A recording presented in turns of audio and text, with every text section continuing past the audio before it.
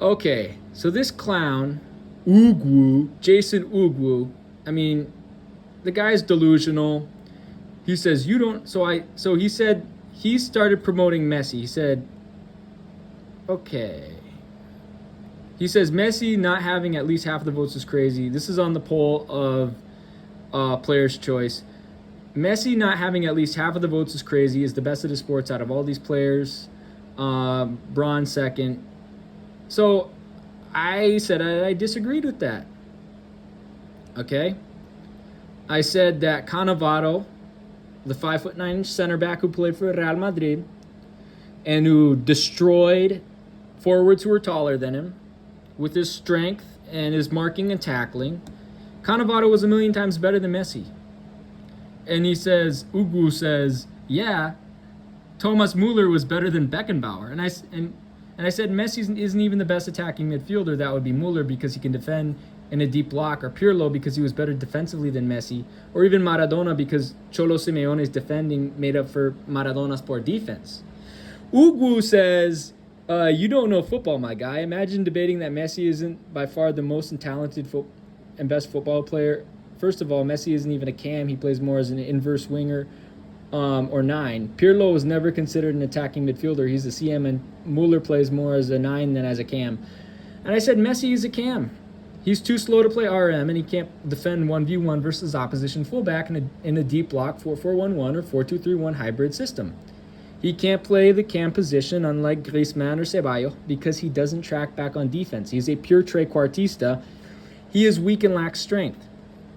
Marco Llorente, Fede Valverde, or Denzel Dumfries would be better options at the right midfielder position, and Griezmann or Ceballos would be better options as an attacking midfielder because they give you more ability to defend in a deep block, and then they have the passing ability to spray the ball wide and let the wide midfielders run the counter. Messi can't defend in a deep block. He's slow, he's weak, and he sucks at tackling. And so he said, because this guy Ugwu is a clown, Jason Ugwu.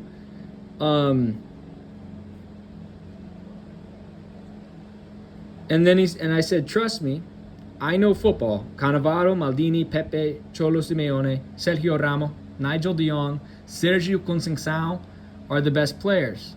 Football is about strength, tackling, and teamwork defensively, not about possession football circus tricks. Possession football is for clowns. People who like the 4-3-3 and possession football are clowns from the circus. And I said, why play a false 9 as a forward when you can play a target forward who can play back to goal and is big and strong like Zlatan Giroud or Diego Costa?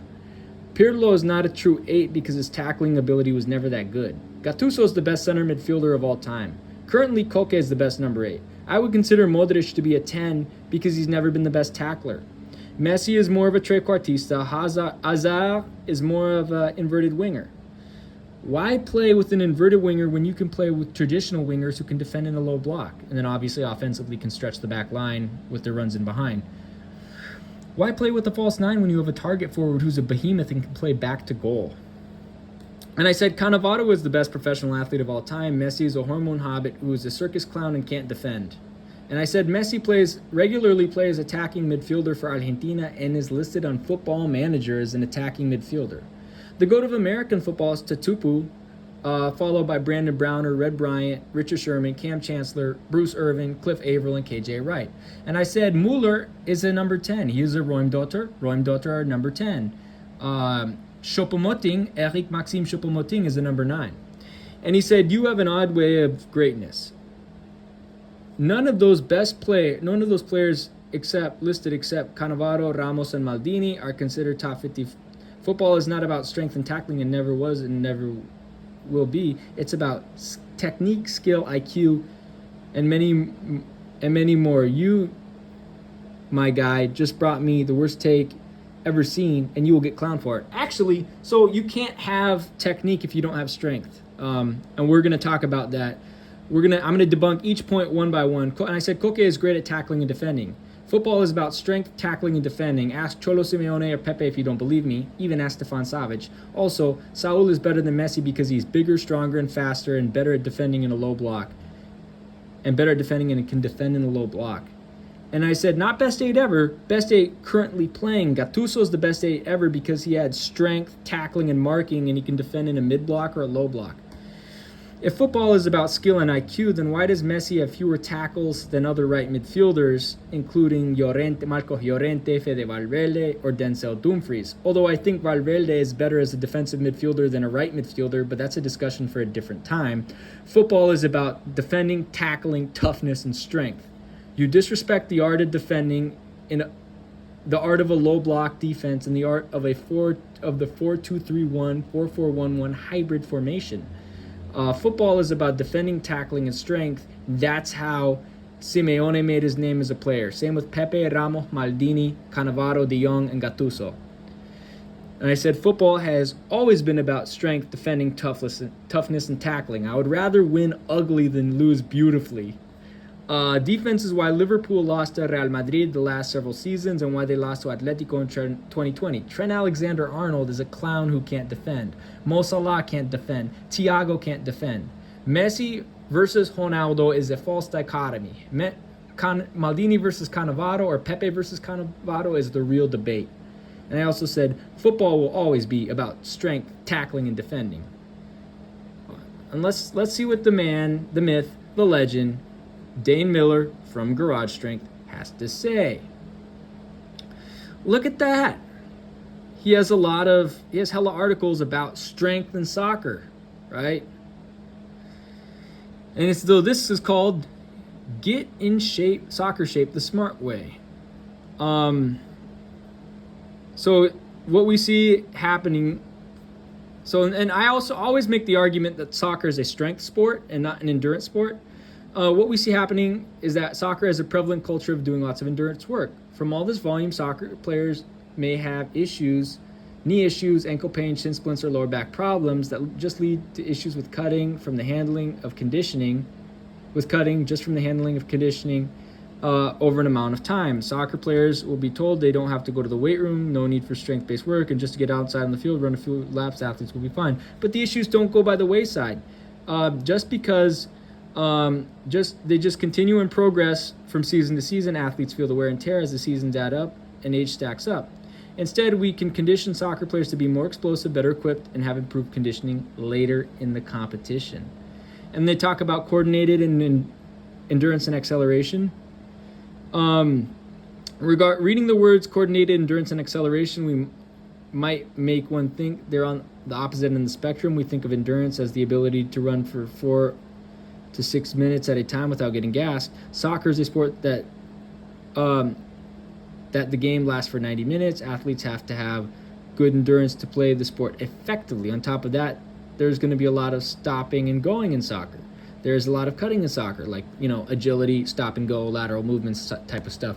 There is a lot of movements in the game where the jets need to be turned on to accelerate. Combining the coordination of dribbling the soccer ball with the endurance and acceleration, we can arrive at the obvious once it is said that we have to be coordinated over long periods of time. We have to have good foot-eye coordination. We have to be able to handle different cutting positions late in the match when fatigued. This means we have to have solid footwork over long duration. We also recommend that when going out for long duration jogs on the soccer field once a week with an actual soccer ball, this will improve coordinated endurance late in the game greatly. On top of that, if we're going to do acceleration work, we need to do acceleration work for speed and cutting with and without a soccer ball. The two sides can be equally done. Do it without the ball, then do it with the ball. This needs to be done about twice a week. Athletes with high-speed coordination that involves acceleration find themselves able to dribble the soccer ball in a superior manner to get in and out of cuts to dominate opponents on the pitch. Build this skill by training through coordinated endurance and acceleration protocols. Okay? This is mostly about, here we go, weight room work. Of course. So this is what I was talking about, right? So, weight room work. It has been our experience that some soccer coaches don't want their athletes in the weight room. They're worried about the athletes coming out looking like bodybuilders. There are manners that we can train in the weight room to improve soccer abilities. This will lead greater conditioning to improve striking ability. This is about conditioning. So, I want to see strength. Strength workouts, yes. Okay, This is what I was talking about. This is what I really wanted to see. Soccer coaches that are shying away from resistance-based training and strength training are missing it out. Going into the weight room does not mean training like a bodybuilder. This isn't the case. In the weight room, soccer athletes can perform resistance training that will make them faster, more explosive, a little bit stronger, and enhance their capabilities on the field. If you're new to strength training, whether you play soccer, field hockey, lacrosse, or another field-based sport, the following principles apply to your resistance-based training. Speed, right? And this is why I like Dane Miller, what he does in terms of strength, basing his strength training around weightlifting, right? The first element behind becoming a dominant player is to have excellent speed. Soccer players have to be fast. This boils down to what phase of running athletes will be utilizing within the sport. For instance, on the soccer field, how often are athletes running at absolute full speed? How often are they having to go full stop to full start into acceleration? How often are they coming out of acceleration? So this is about acceleration, right? And like stop and start type of stuff. Soccer players are going to be typically going to be starting and stopping and working through acceleration. It is very important when soccer players are running full tilt or running at maximum mechanics phase. This means we need soccer players to be training with a focus on improving the starting positions and acceleration. This might mean we are working on various cuts, jump cuts, and starting positions from a unilateral and bilateral perspective, and any other body position that needs that will transfer direct speed needed on the soccer field. Dynamic trunk control. This is one of my favorite things. This is one of my favorite concepts. DTC, dynamic trunk control, is the ability to coordinate the trunk to stay up, vertical, upright, and rigid while the legs, hips, glutes, quads, and hamstrings are doing agile movements at a high speed with forceful production in and out of cuts. From a soccer perspective, we want to think of an athlete who can make moves through a dynamic trunk control. Dynamic trunk control allows the body to add stealth to agility. It creates the ability to create advantageous positions through footwork, putting opponents in precarious positions to be dominated. For example, we can work dynamic trunk control in the weight room in multiple ways. Example includes snatching. One of my favorite exercises is the power snatch, dumbbell snatching, overhead plate walking lunges, or skipping with a very light barbell overhead. We can do sliding ab movements, a walrus, or other movements to train where you put your feet on the slider and you walk your hands like you're an ugruk, right? To train dynamic trunk control to help athletes become more agile on the soccer field to make better moves or dominate opponents. High speed coordination. What does this mean? Thinking of HSC in a plethora of ways. From a gymnastics perspective, we see elite gymnasts do multiple twists, or a shot putter rotating and launching the sphere great distances, a weightlifter hitting a new snatch. These are all examples of HSC. But what type of HSC is needed for soccer? Yes, these movements can transfer well, but what we are talking about is soccer player running full speed, having coordination with their footwork. Soccer does involve a soccer ball. Soccer players have to be able to run quickly with the ball. Compare this to hockey. Speed skaters are fast on ice, but what is their coordination with the puck? Having speed is a must. We just need to understand that within the sport, there are specific demands that require an element of coordination. Thus, the HSC is necessary to handle objects within the athleticism. We can do agility drills with a soccer ball. We can do cutting drills with a soccer ball. We can even do plyometrics followed by a technical skill work to help the body become more explosive, more capable of rapidly coordinating while still training the skills to become an elite world-class soccer player. And then obviously strength endurance. So again, kind of hypertrophy, but beyond that, right? Soccer is a game that can last longer than 90 minutes. The game takes place over a long period of time.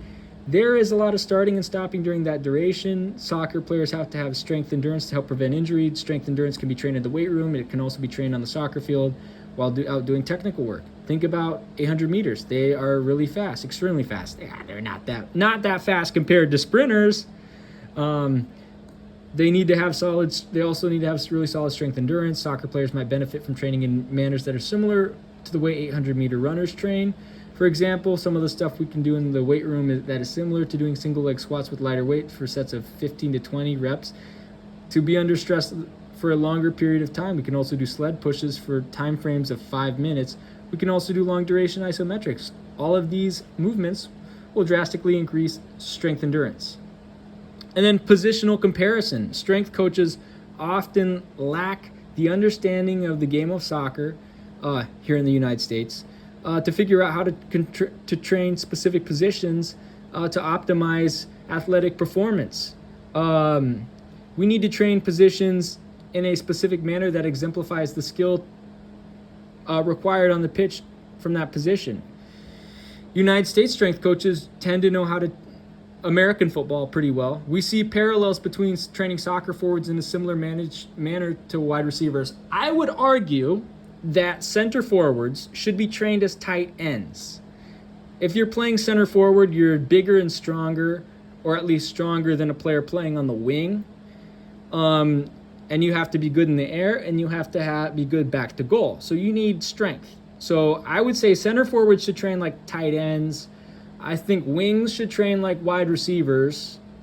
And then he said, Coach Dane says, training midfielders in a manner similar to defensive safeties. We want people with great ground coverage, crazy lateral speed, extremely athletic, good endurance, and really fast.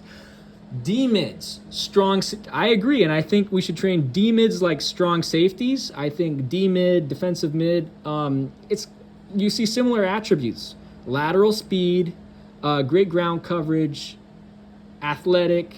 Like, think of somebody like Casemiro, although he's not that fast. He's just big and strong. Good endurance. He's got great endurance and really fast, right? He said, we can train soccer players similar to outside linebackers. Defensive soccer players, so fullbacks, center backs. Although fullbacks with more endurance should be trained like cornerbacks, I think. But strength-based fullbacks, like myself, can be trained more similar to outside linebackers. Still need to be fast, but a bit more of a bruiser, more aggressive, tremendously explosive. Goalies are similar to inside linebackers, middle linebackers.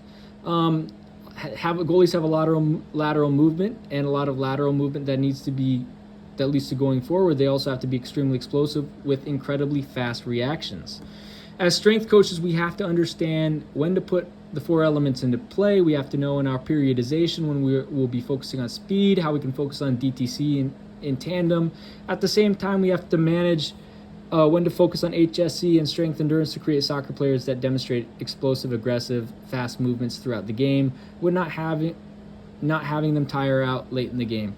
We don't need to run soccer players in the ground. We can look at other sports and use them as examples on how to teach soccer players to be more explosive while maintaining strength endurance. And then he talks about cleans. You got to do cleans, triple extension, right? Single leg squat, etc., overhead walking lunges, sliding lateral squats, etc. So, and he did a recap. So then he has a recap of talking about each of the exercises. So soccer is a strength sport. Jason Ugwu, right? And then he's got another great article and talks about why weightlifting develops skill. Okay, where is it? Okay. Actually, but this is a great resource, guys.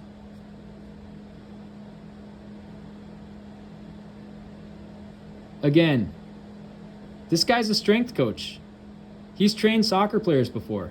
So, Jason Ugwu, because there's another good article here about how weightlifting skill, it translates into sports skill, right? And let's see.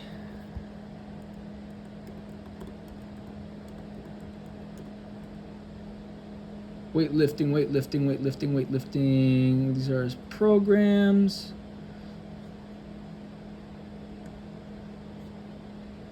Maybe.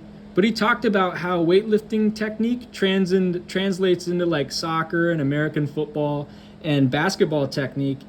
I want to see where that article is.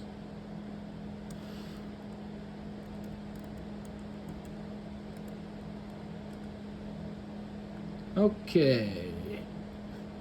Wait.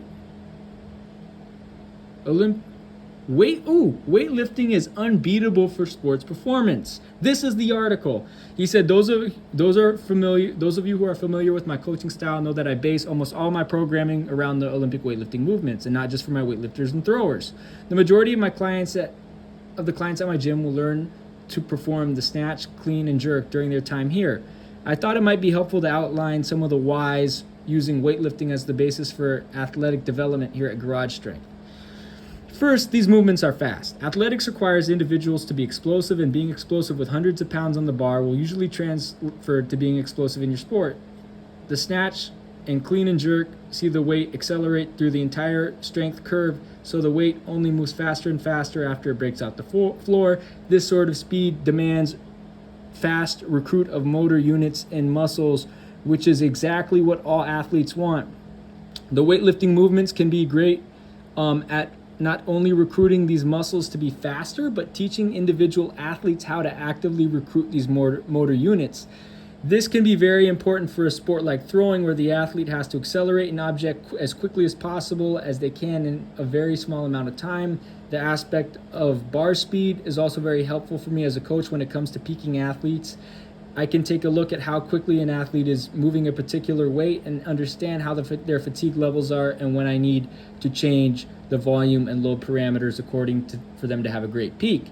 And he says next, these movements are technical. Many coaches and athletes get scared off by the technical proficiency required to be great at the weightlifting movements. But I find that these are the same people are the ones who preach and practice poor technique in the circle and on the field. So circle for throwing, and on the field for soccer, American football, and baseball, all right? The technical aspect of these lifts the technical aspects of the lifts improve several things. They ask athletes to improve their intra and intermuscular coordination, as well as muscles learn to fire both quickly on their own and as part of a kinetic chain. These requirements demand that the athletes performing these movements acquire the skills of learning skills. Learning skills is a skill that needs to be taught and perfected over time, just like any other skill, and weightlifting forces people how to learn. Particularly for athletes involved in another technical sport like throwing, these two forces can have some sort of mutually positive effect, where the athlete slowly learns to adapt their technique and how their technique is impacted by various outside factors. This is by no means easy, but it is paramount for athletic greatness. The patience that an individual needs to have to become technically proficient at weightlifting movements will carry over into any other part of life. And I can speak on this as an athlete who does train weightlifting and also has a background in soccer and basketball and baseball and track and field. Soccer, obviously now in more of a Sunday league format. And then when I was going to school, I ran the 100 meters. In junior high, I played basketball, mainly power forward, and then everyone hit their growth spurt, and I just stuck with track and field because I'm vertically challenged. And then when I was in grade school, I played baseball mainly as an outfielder and first baseman. I think my favorite position right now would probably be right fielder or left fielder. Corner outfielder relies more on like strength and acceleration and pace. So,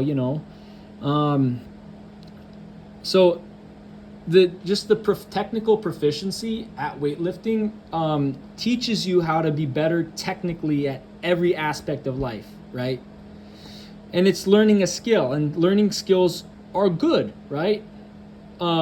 So if you become more technical, once you learn to be more technical in the snatch and the clean and jerk, squat, deadlift, pulls, stuff, push, press, stuff like that, that is going to translate over to becoming more technical at taking free kicks on the soccer field, more technical at tackling and marking on the soccer field, more technical at dribbling, finishing on the soccer field. So yes, soccer is a strength sport. And the great Dane Miller of Garage Strength can corroborate on this with me. He can prove on what I'm saying, Finally, the snatch and clean and jerk do wonders for force absorption and mobility. Training the body to absorb and then reapply the force of catching weight can help when shrugging off a defender in football, American football, soccer, basketball. Almost every sport asks its athletes to apply force and have force applied. These lifts do a great job of making the body do this with progressive loads. The mobility aspect of these lifts is fairly straightforward. There is a baseline of movement capability that a person must have to perform these movements. So it just so happens that many of these requirements, mobile hips, back, shoulders, and wrists, are important in numerous sports. They are important in soccer, they're important in basketball, they're important in baseball, American football, track and field, etc. And so not only will performing the movements improve mobility as individuals try to improve their technique and positions for the lifts, but they will improve further speed mobility gains. The lifts are also great for identifying mobility issues. When someone catches a snatch in a strained position, it becomes immediately apparent that to me that there were some where some underlying mobility issues could be. With lifts that demand great mobility throughout the body, an athlete lacking in these areas will be exposed very quickly. That is true, and I can tell you from experience that is true, okay? As for the point that Ugwu made about let's go. This is my easy link to Football Manager, to FM Inside. What he said about FM Inside and his controversial... Where are the players? They're not... Let's just go FM Inside. FM Inside. Inside. FM Inside. Bingo. Players. I hope it shows the Hormone Hobbit. Let's go. FM Inside.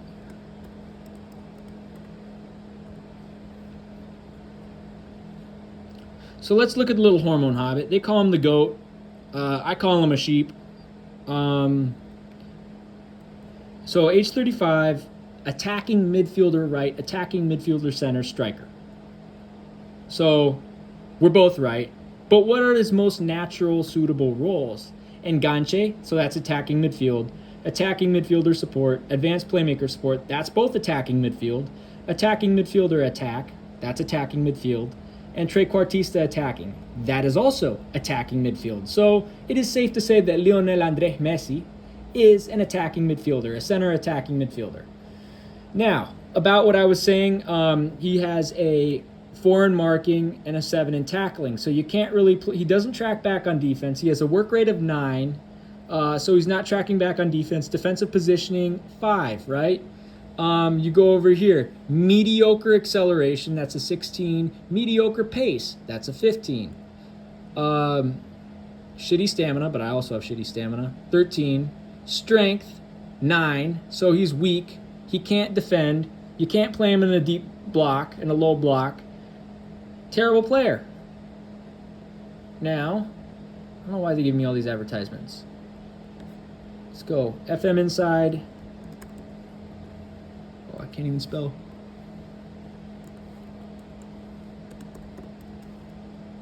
Mueller. Ah, there we go. Now this guy, Mueller. Now, he's slow. Like, we can all confirm Thomas Mueller is slow. But the fact that he's 185 cms, he's almost 6'1", he is stronger than Lionel Messi. He's slower than Messi, but he's stronger. He is more fit. He has better stamina than Messi, and that's what I want in my midfield and attacking midfielders, right? Defensive positioning is better. He has an 11. His work rate is better. So he's a harder worker. He's a better tackler, and he's better at marking. Again, better midfielder than Messi. And if you look at his best role suitable, wide midfielder, and look at his positions he can play. Center mid, right mid, attacking mid right, attacking mid center, striker, right? So wide midfielder, most suitable roles, wide midfielder attacking, wide midfielder support, defensive winger support, central midfielder support, carrilero support. Again, given his attributes, that makes sense. Now, let's talk about Koke.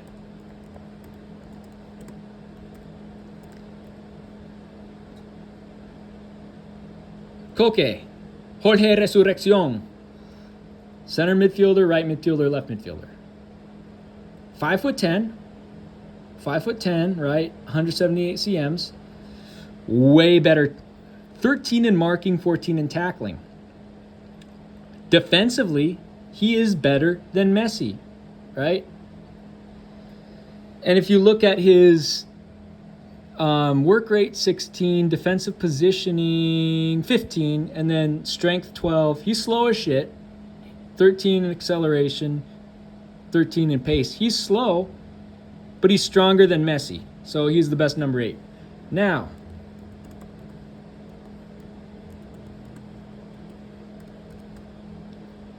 so let's see his teammate Saul, because I mentioned Saul.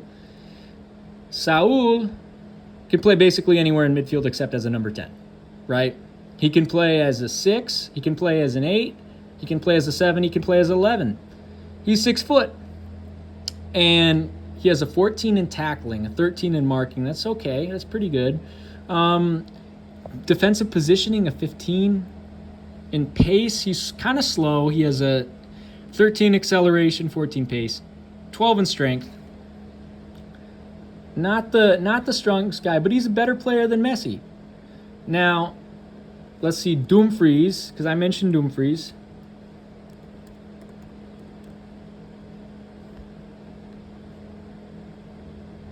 Right? Denzel Dumfries, great ball player.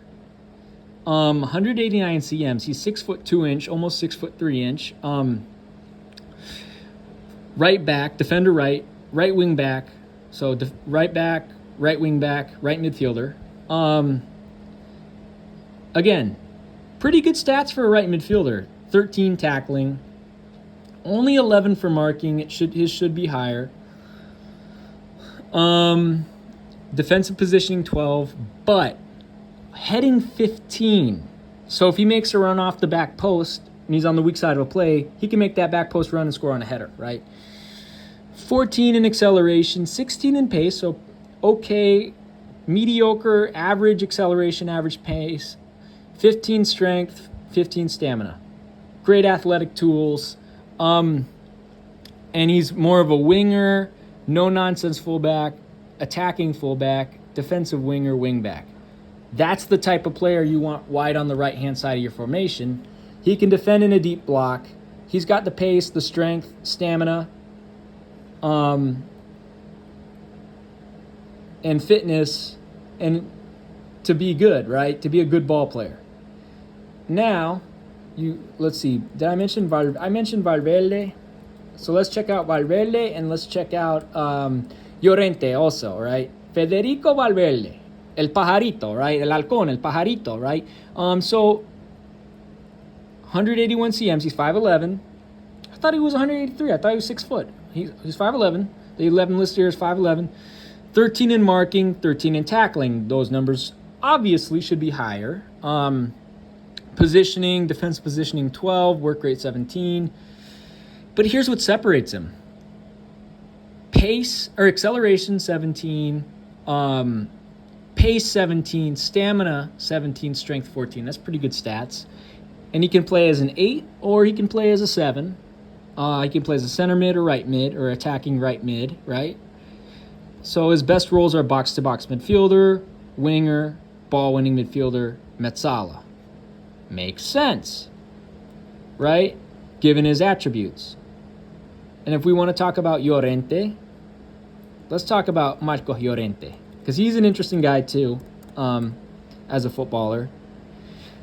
Marco Llorente plays as a midfielder and as a defender for Atleti. He can play as a defensive mid, right wing back, center mid, right midfielder, center attacking mid, or striker for Atleti.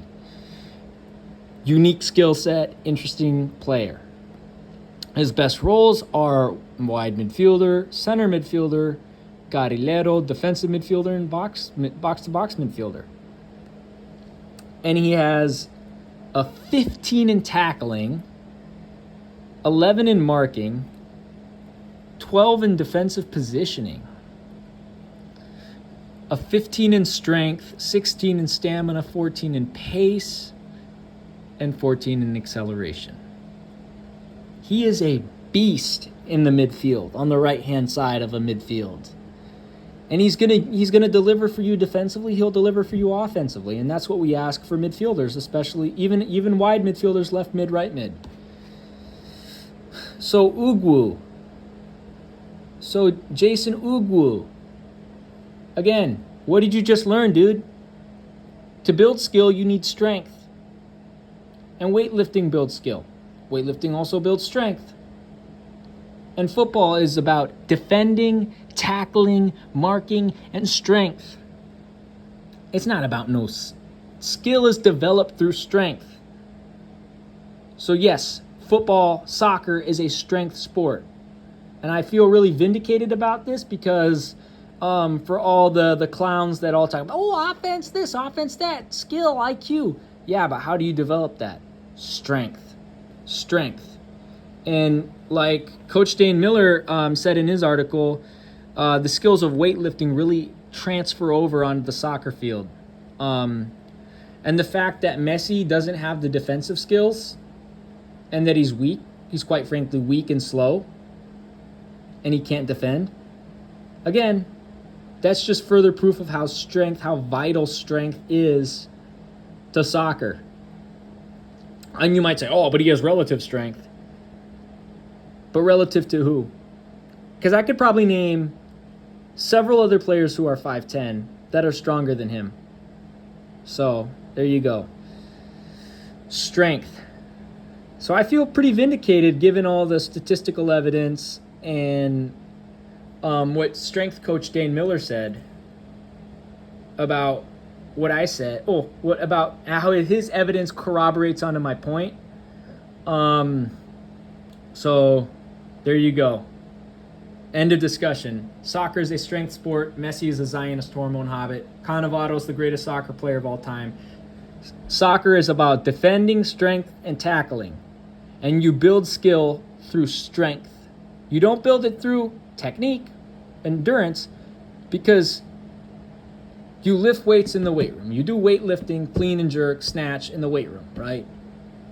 And the learning the skills has a tremendous effect of carryover to the soccer field. So therefore, soccer is a strength sport.